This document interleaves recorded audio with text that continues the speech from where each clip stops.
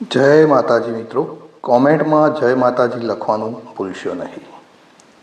શ્રી દેવી કવચ. ઓમ ચંડિકા દેવીને નમસ્કાર. માર્કંડેયજીએ કહ્યું, હે પિતામહ, જે આ સંસારમાં પરમ ગોપનીય અને મનુષ્યોનું બધી જ રીતે રક્ષણ કરનારું છે અને જેને તમે અત્યાર સુધી બીજા કોઈ સામે પ્રગટ ન કર્યું હોય એવું કોઈ સાધન મને કહી બતાવો.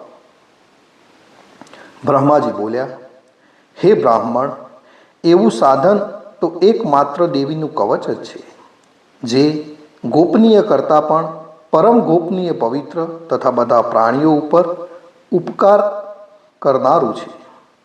હે મહામુનિ, તે તમે સાંભળો.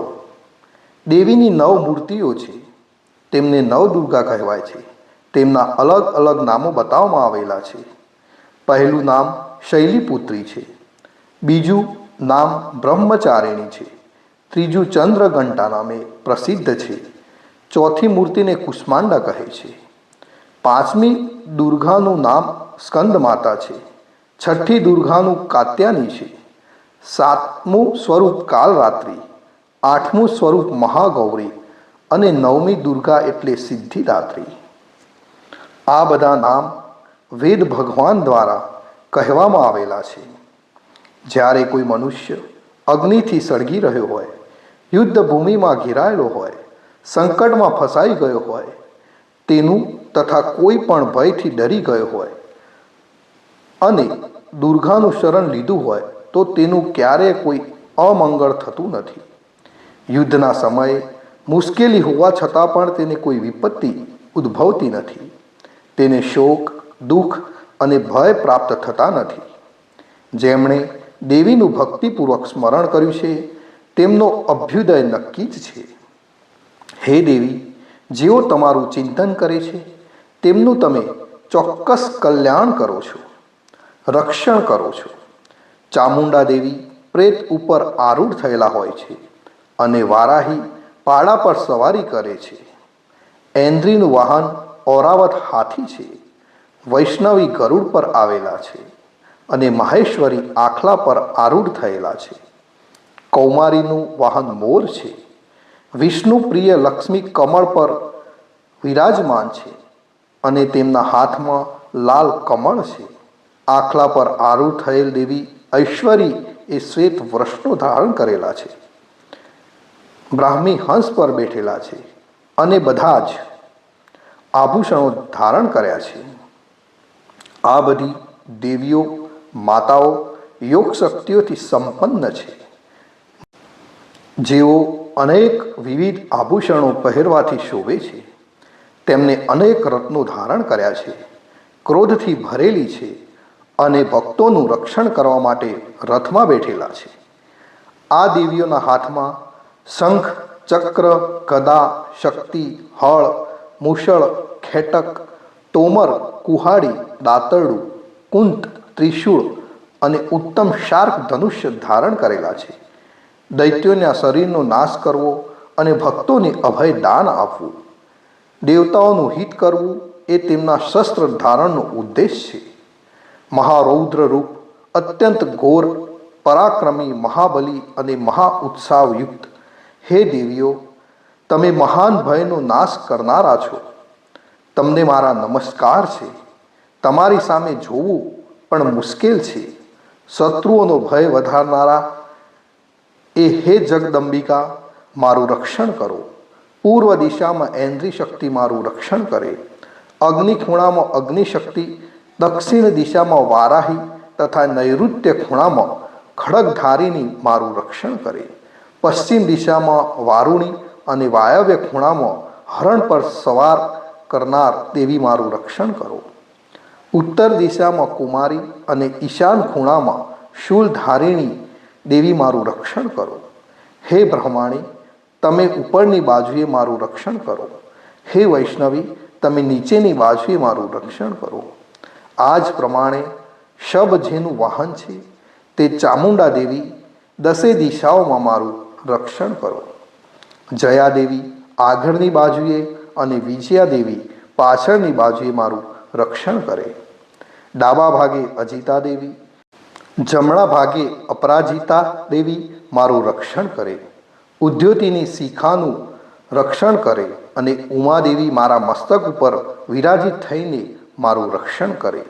માલાધરી દેવી મારા કપાળનું અને યશસ્વીની દેવી મારી ભમરોનું રક્ષણ કરે. ત્રિનેત્રા દેવી ભમરોના મધ્ય ભાગનું અને યમઘંટા દેવી નાસિકાઓનું રક્ષણ કરે. શંખીની દેવી બંને આંખોના મધ્ય ભાગનું રક્ષણ કરે અને દ્વારવાસીની કાનોનું રક્ષણ કરે. કાલિકા દેવી ગાલોનું તથા સાંકરી દેવી કાનોના મૂળ ભાગોનું રક્ષણ કરે. સુગંધા દેવી નાસિકાઓની અને ચર્ચિકા દેવી ઉપરના હોઠનું રક્ષણ કરે. અમૃતકલા દેવી નીચેના હોઠનું અને સરસ્વતી દેવી જીભનું રક્ષણ કરે. કૌમારી દેવી મારા દાંતોનું અને ચંડિકા દેવી કંઠ ભાગનું રક્ષણ કરે. ચિત્રઘંટા દેવી ગળાની ઘંટિકાનું અને મહામાયા દેવી તાળવાનું રક્ષણ કરે. કામાક્ષી દેવી દાઢીનું અને સર્વમંગલા દેવી મારી વાણીનું રક્ષણ કરે. નીલગ્રીવા દેવી કંઠના બહારના ભાગનું અને અન્નનલિકાનું કૌબરી દેવી રક્ષણ કરો. ખડગીની દેવી બંને ખભાઓનું અને વ્રજધારિણી દેવી મારા બંને બાહોનું રક્ષણ કરો. દંડીની દેવી બંને હાથોનું અને અંબિકા દેવી આંગળીઓનું રક્ષણ કરે. શુલેશ્વરી નખોનું રક્ષણ કરે અને ફૂલેશ્વરી કુખ પેટનું રક્ષણ કરો. મહાદેવી બંને સ્તનોનું અને શોક વિનાશિની દેવી મનનું રક્ષણ કરે. લલિતા દેવી હૃદયનું અને શૂલધારિણી દેવી ઉદરનું રક્ષણ કરે. કામિની દેવી નાભીનું અને ગુહેશ્વરી દેવી ગૃહભાગનું રક્ષણ કરો.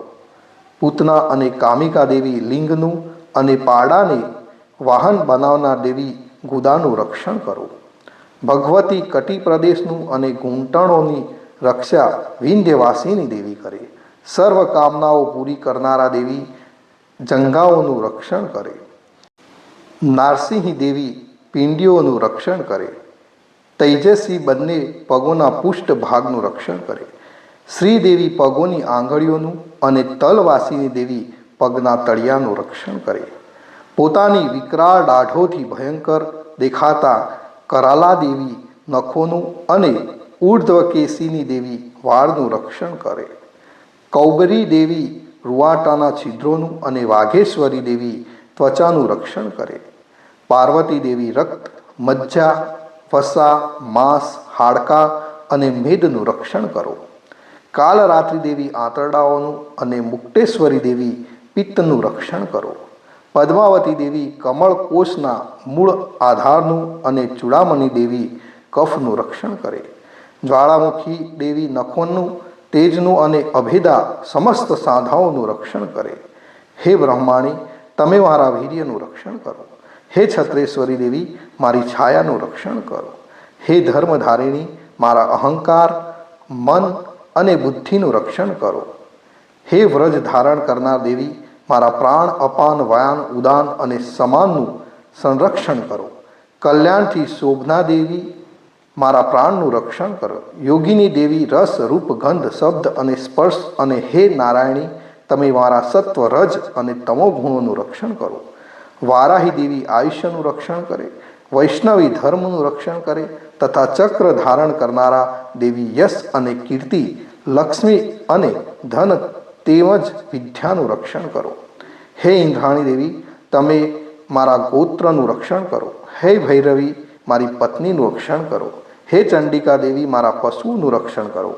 હે મહાલક્ષ્મી, મારા પુત્રોનું, સંતાનોનું રક્ષણ કરો. હે સુફથા દેવી, મારા પથનું અને ક્ષેમ કરી દેવી મારા માર્ગનું રક્ષણ કરે.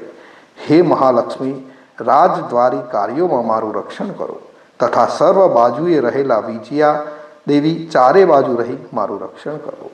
હે દેવી, જે સ્થાન કવચમાં કહેવાયું નથી અને તેથી રક્ષણ વિનાનું છે, તે બધા સ્થાનો તમારા વડે સુરક્ષિત થાય, કારણ કે તમે વિજયશાલિની અને પાપનાશિની છો. મનુષ્ય પોતાના શરીરનું ભલું ઈચ્છતો હોય તો તેણે કવચનો પાઠ કર્યા વિના એક ડગલું પણ ભરવું નહીં. કવચનો પાઠ કરીને જ યાત્રા કરવી. કવચના પાઠથી બધી બાજુથી સુરક્ષિત થયેલો મનુષ્ય જ્યાં જ્યાં જાય છે ત્યાં ત્યાં તેને ધન લાભ થાય છે તથા સઘળી કામનાઓ પર વિજય પ્રાપ્તિ થાય છે. તે જે અભિષ્ટ વસ્તુનું ચિંતન કરે છે તેને તે અચૂકપણે પ્રાપ્ત કરી લે છે. તે મનુષ્ય આ પૃથ્વી ઉપર અતુલ ઐશ્વર્ય પામે છે. કવચથી રક્ષાયેલો મનુષ્ય નિર્ભય થઈ જાય છે. યુદ્ધમાં તેનો પરાજય થતો નથી તથા તે ત્રણેય લોકમાં પૂજનીય બને છે. આ દેવી કવચ દેવતાઓને પણ દુર્લભ છે. જે આ કવચનો દરરોજ 3 સંધ્યાએ શ્રદ્ધાપૂર્વક પાઠ કરે છે તેને દૈવી શક્તિ પ્રાપ્ત થાય છે તથા તે ત્રણેય લોકમાં પરાજિત થતો નથી. એટલું જ નહીં, તે અપમૃત્યુથી રહિત થઈને 100 કરતાં પણ વધુ વર્ષ સુધી જીવે છે. તેને શીતળા, કોઢ વગેરે રોગ થતા નથી અને થયા હોય તો તે નષ્ટ થઈ જાય છે. ભાંગ, અફીણ, ધતુરો વગેરેનું ઝેર કે પછી સાપ વગેરેના કરડવાથી ચડતું ઝેર, અહીં સર્પનું ઝેર અને તેલના મિશ્રણથી બનેલું કૃત્રિમ ઝેર, આ બધા પ્રકારના ઝેર ઉતરી જાય છે અને તેની અસર પણ થતી નથી. આ પૃથ્વી ઉપર મારણ, મોહન, વશીકરણ જેવા જેટલા પ્રયોગો છે તથા આ પ્રકારના જેટલા મંત્રો, યંત્રો વગેરે છે તે બધા આ કવચને હૃદયમાં ધારણ કરી લેવાથી તે મનુષ્યના દેખતા જ નષ્ટ થઈ જાય છે. એટલું જ નહીં, પૃથ્વી ઉપર વિચરનારા ગ્રામ દેવતા, આકાશ અને પાણીમાંથી ઉત્પન્ન થતા ઉપદેશ માત્રથી સાધી શકાતા દેવો, પોતાના જન્મની સાથે જ પ્રગટ થતા દેવતાઓ, કુલ દેવતા, કંઠમાળા જેવા રોગો, ડાકણ, શાકણ, અંતરિક્ષમાં વિચરતી મહાશક્તિઓ, ગ્રહ, ભૂત, પિચાસ, રાક્ષસો, બ્રહ્મ રાક્ષસો, વેતાળ, ભૈરવ વગેરે અનિષ્ટકારી દેવતાઓ પણ જો હૃદયમાં કવચ ધારણ કર્યું હોય તો તે મનુષ્યના દેખતા જ ભાગી જાય છે. કવચ ધારણ કરનારા મનુષ્યની રાજા તરફથી સન્માન અને વૃદ્ધિ થાય છે. આ કવચ મનુષ્યના તેજની વૃદ્ધિમાં વધારો કરનારું અને ઉત્તમ કવચ છે. આ કવચનો પાઠ કરનારો મનુષ્ય પોતાની કીર્તિથી શોભા પામીને પૃથ્વી ઉપર પોતાના સુયશ સાથે સાથે વૃદ્ધિ પામે છે.